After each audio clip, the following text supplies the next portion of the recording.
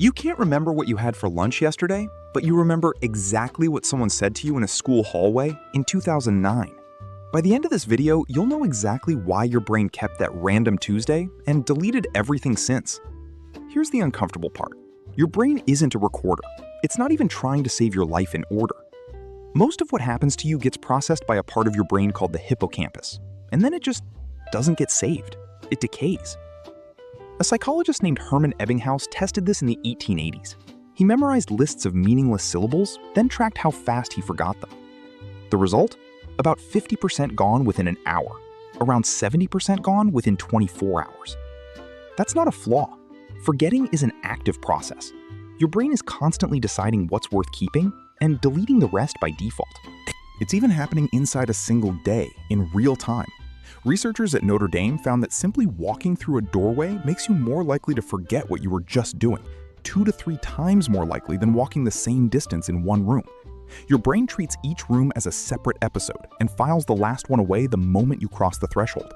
That's why yesterday already feels like fragments instead of one continuous memory. It was never stored as one. So why didn't yesterday make the cut, but that one Tuesday in 2009 did? The selection process actually begins when you fall asleep. During deep sleep, your hippocampus literally replays the day's events, firing in the same patterns as when they happened. That replay is how a memory gets transferred into long-term storage in the cortex. But your brain doesn't replay everything equally. Routine, low-stakes moments barely get replayed at all. Because your memory wasn't built to store your life. It was built to help you survive the next version of it. Memory exists to predict danger and reward, not to archive your biography. If a moment doesn't signal this could matter again, your brain treats it like background noise, gone by tomorrow. But if a moment carries a strong emotion, fear, embarrassment, surprise, a tiny structure called the amygdala steps in. It tags that moment as important, literally flags it for long-term storage, helped by a stress chemical called norepinephrine. Yesterday had no flag. It was safe, predictable, forgettable. Exactly the kind of day evolution designed you to skip. Now, here's where it gets strange. There's something called flashbulb memory. Moments so emotionally intense, you feel like you remember every detail. Perfectly. Like a photograph. Psychologist Ulrich Neisser tested this after the Challenger explosion in 1986. He asked people to describe exactly how they heard the news, then asked again, years later. The stories had changed. Details shifted, even disappeared. The memories still felt perfectly accurate, they just weren't. Here's why. Every time you recall a memory, it briefly becomes unstable in the brain, then gets rewritten before being stored again. This is called reconsolidation, which means the 2009 hallway memory you have right now isn't the original. It's a copy of a copy, slightly rewritten with every replay. This rewriting goes further than you'd think. In a classic experiment, psychologist Elizabeth Loftus convinced people they'd been lost in a shopping mall as children, an event that never happened. Across studies using this technique, roughly a third of participants ended up with full or partial false memories, describing details and feelings about something that simply wasn't real. There's also a quieter trick at play. Anything new or unexpected gets remembered better than anything familiar. Psychologists call this the von Restorff effect, first documented in 1933.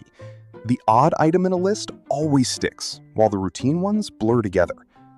Smell works on memory differently than every other sense, and it explains why a single scent can drop you straight into an old memory. Sight and sound get routed through the thalamus first. Smell skips that step entirely and goes directly into the amygdala and hippocampus. That's why a smell can summon a memory with almost no warning.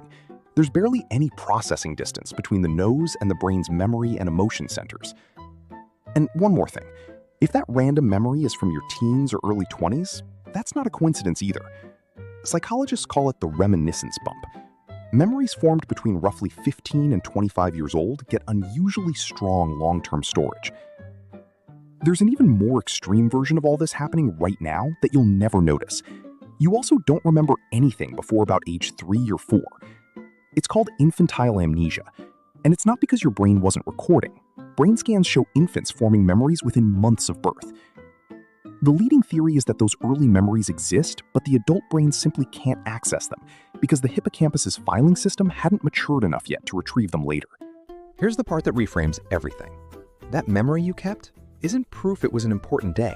It's proof your brain briefly and somewhat randomly decided something felt new or threatening enough to flag. Which means most of what you think of as your life story isn't a record. It's a handful of random flashes your amygdala happened to mark, surrounded by years your brain quietly erased. You're not missing yesterday because it didn't matter to you. You're missing it because, to your brain, it looked exactly like every other safe day. So, what's the most random, completely unimportant moment you still remember in perfect detail? And do you have any idea why your brain kept it?